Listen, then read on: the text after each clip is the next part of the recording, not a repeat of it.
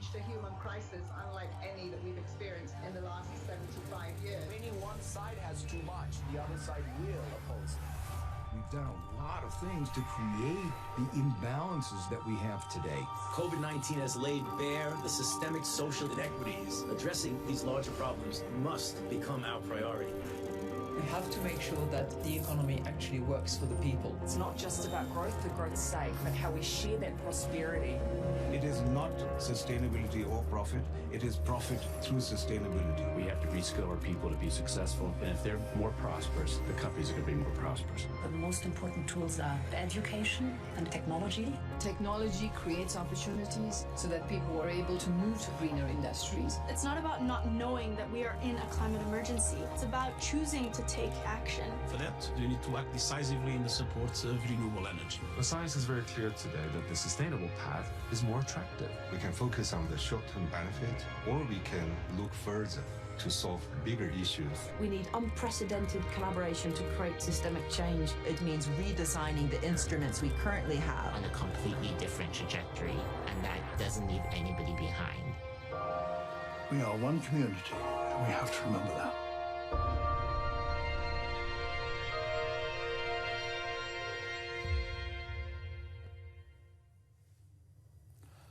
Good morning, ladies and gentlemen, dear friends. Cordial welcome to His Excellency Cyril Ramaphosa, President of South Africa. Good to see you, Mr. President. We know that President Ramaphosa also has been the Vice President of South Africa. He's also the current chair of the African Union. And as we know, Africa has weathered the pandemic a lot better than many other places in the world, at least during the first wave. We'll come back to that. Ramaphosa is also a very successful businessman, but started his career in ANC and was the chief negotiator when South Africa moved from apartheid to democracy, and worked very closely with also late President Nelson Mandela, and headed the committee that really was also in charge of his release. So, President Ramaphosa, great to see you. We know you have a tough job. There's a lot of challenges, but also opportunities. So we're very pleased to have you here, and I'll leave the floor for you to some introductory remarks, and then I hope we can do a Q&A. Welcome. Well, thank you very much, President Brenda, and distinguished participants, and ladies and gentlemen. I must say that I wish to thank the World Economic Forum for the kind invitation to deliver these remarks on the state of, say, the world as we confront the devastation caused by the coronavirus pandemic. Today, humanity is facing an unprecedented global health, social, and economic crisis. The pandemic has triggered a global economic downturn of massive proportions, which has not been seen since, I would say, the Great Depression of the 1930s. The World Bank has reported that extreme poverty is expected to rise globally for the first time in over 20 years, as the disruption caused by the pandemic exacerbates the effects of conflict, climate change, and also underdevelopment. As far as I'm concerned, it is clear that the world is at a crossroads. We're facing a common threat, and this means that we must therefore act together. While we must unite in defeating this disease, the challenges we must confront were not created by this virus. They were created by us in more ways than one. These challenges, from poverty to the destruction of our environment, from conflict to inequality, from illiteracy to famine, are all the results of our own actions and too often our inaction. The virus has exacerbated these problems. It has also deepened these inequalities and set back our efforts to overcome them. Our task is therefore not to restore the world to where it was when the pandemic struck, but it is to forge a new path and a new design to a world that is just, peaceful, cohesive, resilient, and sustainable. It is only through multilateral action that the world can solve its challenges. It is our collective interest that the United Nations is strengthened as we work together to advance the global agenda for people, planet, as well as prosperity. The pandemic has underscored the vital importance of multilateral institutions working together in facilitating coordination, cooperation, and common responses to challenges. Beyond COVID-19, there is perhaps no area of human endeavor that requires common global action more than our response to climate change. It is essential that we each honor our commitments under the Paris Agreement to combat climate change with a specific focus on the means of implementation, support, and adaptation efforts. This is a key priority for our continent, Africa, as our continent is disproportionately affected by climate change, despite releasing the lowest carbon emissions in the world. Over the course of the last 10 months, the African continent has demonstrated its capacity for united action. And this is the one time when the African continent has acted as one to confront a common challenge. As the current chair of the African Union, we had to refocus our priorities towards addressing the immediate challenges presented by the pandemic. The AU, that is the African Union, moved very quickly to develop a continent-wide COVID-19 response plan. And this plan includes technical assistance to national health systems, setting up regional collaborating hubs, and deploying community health care workers to support testing and treatment. One of the most significant innovations that I would like to talk about was the establishment of the Africa Medical Supplies Platform, a platform which has enabled all African member states to secure vital health supplies, such as diagnostics, as well as therapeutics, at really reduced prices.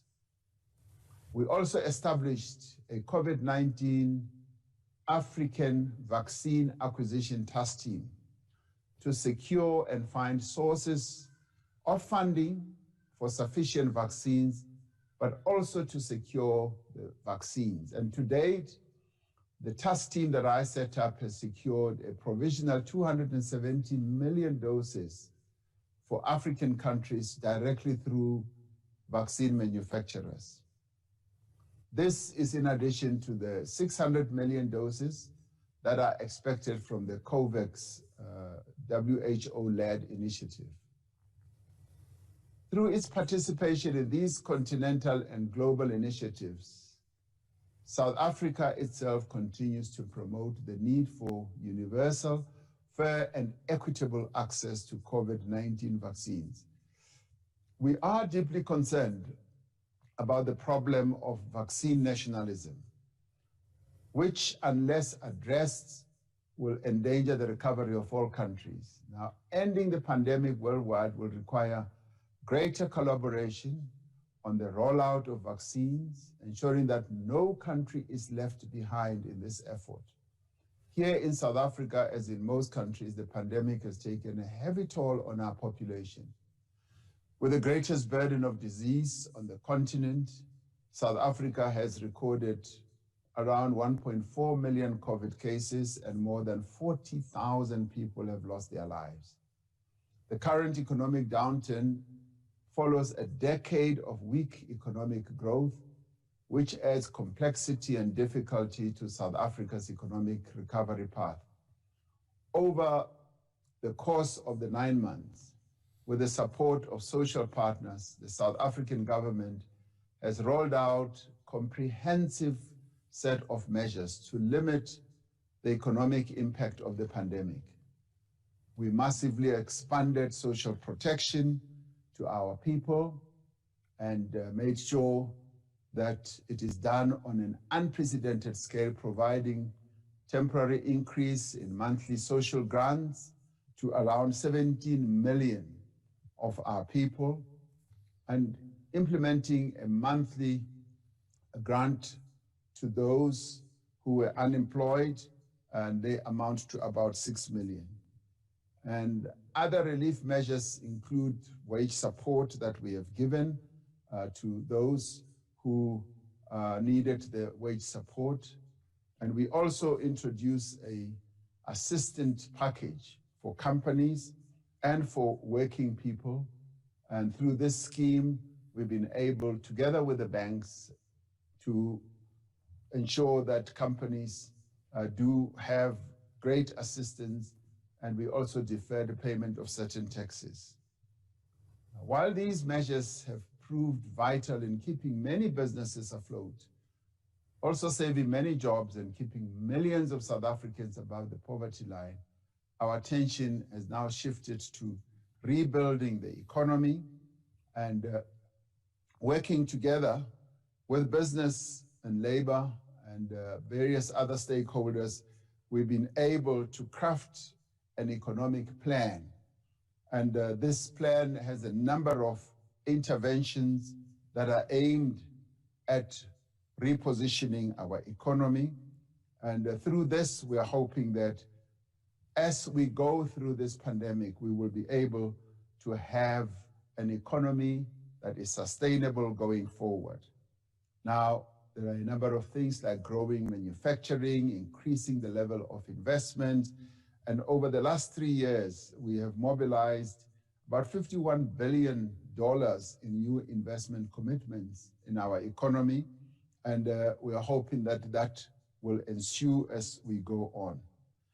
Now, these interventions are also going to enhance and enable South Africa to better realize the one great potential, which is the Africa Free Trade Area, a fundamental sea change type of initiative to the African continent, which will enable the African continent, which has 1.2 billion people, to operate as a single market over time. So we are hoping that as it has introduced on the 1st of January, that is going to boost integration, increase trade, and accelerate the buildup of productive capabilities and infrastructure in the African market. We will benefit from this as South Africa, and we are pursuing each of these interventions with an urgency and resolve that matches the proportions of the challenges well. However, we draw hope and encouragement for the way in which the people of South Africa have come together to confront this pandemic. In the last year, we have shown that it is collaboration, it is partnership, and solidarity that have been the most effective way in which we have approached this pandemic as South Africa. And now we are saying, as we restructure and transform our economy, South Africa will be open for business. As the entire continent is doing exactly the same, we will, through the Africa Free Trade Area Agreement, be able to say to the whole world, we are open for business. We're now moving forward with integration, and we are going to be trading with each other, and the world must participate with us as we surge forward as a continent once again. I want to thank you for allowing me to share these thoughts with all of you. Thank you. Thank you so much, Mr. President, and thank you for your leadership throughout a very challenging time, and also as Vice President, securing South Africa as a democracy, as a transparent economy.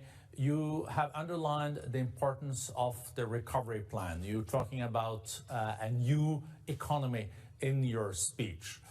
How do you see South Africa in the 5 to 10 coming years? Where are the reforms that will really increase the competitiveness of the economy? I know you're also focusing a lot on energy, that not everything is going to go through Eskom and etc. So I think a lot of the listeners would love to hear your vision for making sure that South Africa is a vibrant economy in the future.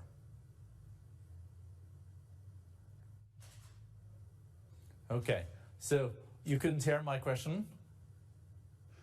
Okay, so I think we have an audio issue. No, you can hear me, Mr. President? Okay, thank you. So my long speech of a question wasn't heard by the president. Sorry about that. I was thanking you really for your leadership, Mr. President, during very challenging times. You also, in your speech, underlined the importance of the new economy, and you start for South Africa and the competitiveness of your economy. You're also reforming the energy sector, not everything through Eskom. So where do you see your country in 5 to 10 years if you succeed with your new economic plan? Well, we issued a recovery and reconstruction plan just towards the end of the year. And this was largely in response to the challenges of COVID-19. But of course, we were having other challenges prior to that. So we needed then to speed up the process, not only of economic recovery, but restructuring, focusing on reforms that we've got to embark on. Reforms that have to do with a whole range of issues, starting with our energy challenges and finding new source of energy, but also allowing the private sector as well as our local governments to be the ones who can generate their own energy. Hitherto, the entire country has just really relied on a state-owned energy generation and transmission company, which is called Eskom. And we've now agreed that we now must grasp the multi-energy source era and have various forms of energy, solar, hydro, wind, and a number of other options that we have available.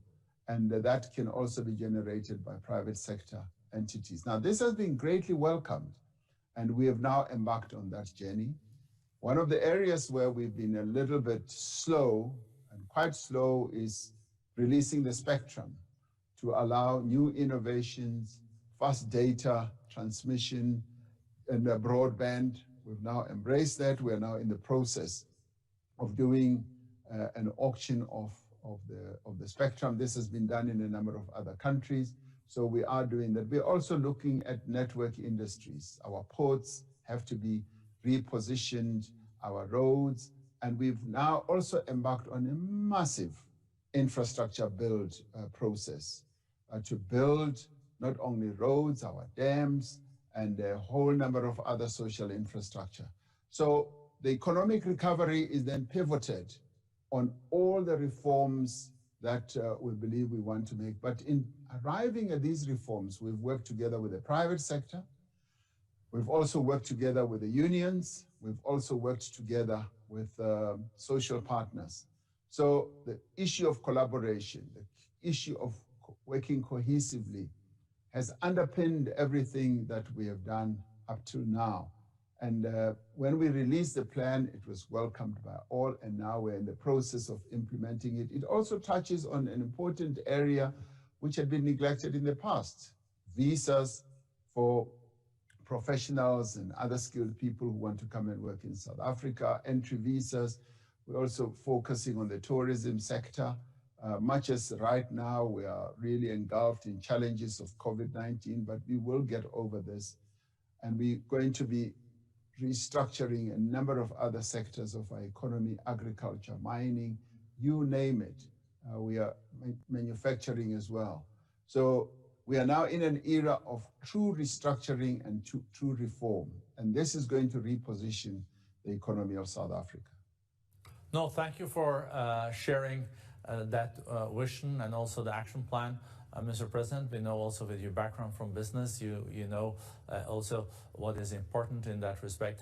I saw in the news that you were able to buy 20 million vaccines. I think it was from AstraZeneca, but you also, in your introductory remarks, mentioned this vaccine nationalism. So how do you see the next months when it comes to dealing with the pandemic in South Africa? And you also, of course, have still your hat on as the chair of African Union, and you have got a lot of positive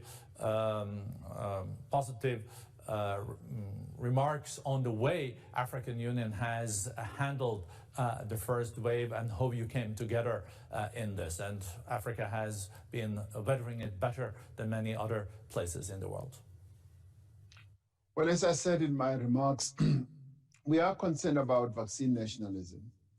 The rich countries of the world went out and acquired large doses of vaccines from the developers and manufacturers of these vaccines. And some countries have even gone beyond and acquired up to 4 times what their population needs.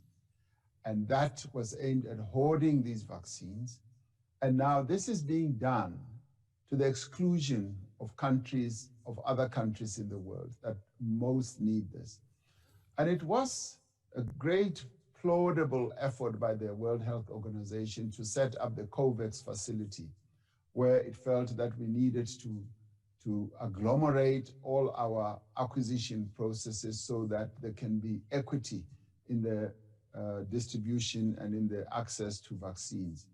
Now, rich countries in the world are holding on to these vaccines, and we are saying, release the excess vaccines that you have ordered and hoarded. There is just no need for a country which perhaps has about 40 million people goes and acquires 120 million doses or even 160 million. And yet the world needs access to those vaccines. Now, we, in realizing how the world's richest countries are behaving, we've set up the vaccine acquisition task team in Africa, and we've been marginally successful. But we need those who have hoarded the vaccines to release the vaccines so that other countries can have them, but also to have financial assistance. And in releasing the vaccines, we're not saying that just give them away. We are also saying, in addition to yes, doing that, we are saying, do make them available so that those countries that do not have access to vaccines right now should have access. And we want vaccines as quickly as other countries do that have already started, because we are all not safe if some countries are vaccinating their people and other countries are not vaccinating.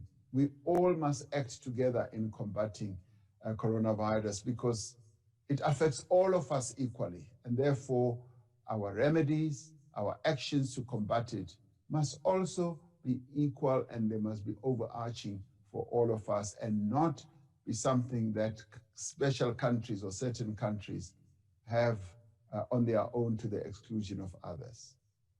Well, thank you so much, Mr. President. I think we all know that COVID anywhere is COVID everywhere. And if you don't fight it all over the world, it will also then potentially mutate, and it will then hit also those countries that are already vaccinated. So this vaccine nationalism is also biting yourself. I think that's very clear.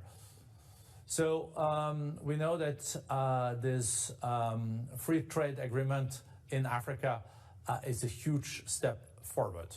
It's more than a billion people. It is a huge potential also for more trade and investments in Africa, but also to Africa. How significant do you think this free trade agreement is? And what are the next steps to make it into really a kind of EU free trade, a single market of Africa? Well, the Africa Free Trade Area Agreement is one of those I would call revolutionary sea change initiatives that the African continent has embarked upon. And if I think about the formation of the the OAU, which was formed many years ago by our forebears in 1963, this is possibly the most important initiative that the African continent has embarked upon. Our forebears, our founders, wanted Africa to act together, to be integrated, and it has taken us some time to arrive at that. And integration means much more when it affects the economic lives of the countries of the continent. We're a market of 1.2 billion people, and it's a growing market as seen by everyone around the world. It's a youthful market, and it's a market of people who want to go forward and grow their economies and grow their countries. And this is a great advantage to us as the African continent. Now, most of the countries, the great majority of the countries have signed up to this free trade area agreement, and trading has now been switched on from the 1st of January. And now countries on the African continent are going ahead with trading with each other, rather than continuing to import goods that are made elsewhere in the world. African countries are going to be able to make their own goods and trade with each other. And we actually saw visions of the future with the African medical supplies platform that we set up, because in a way that was like the precursor to the Africa Free Trade Area Agreement, because African countries were brought together on this platform and they started procuring medicines and medical supplies together. But they also started going beyond that, because producers and manufacturers in Africa started flighting their own products on this platform. And through that, African countries started trading with each other. South Africa, for instance, has already through this platform been able to trade up more than a few billion rands based on the existence of this platform. So when we now have the Africa Free Trade Area, we are going to see greater trade, we're going to see greater participation, and tariffs are going to be reduced or eliminated to a large extent. And as the years go by, we will become a free tariff area, and we will be a free trade area where we are going to be able to trade with one another.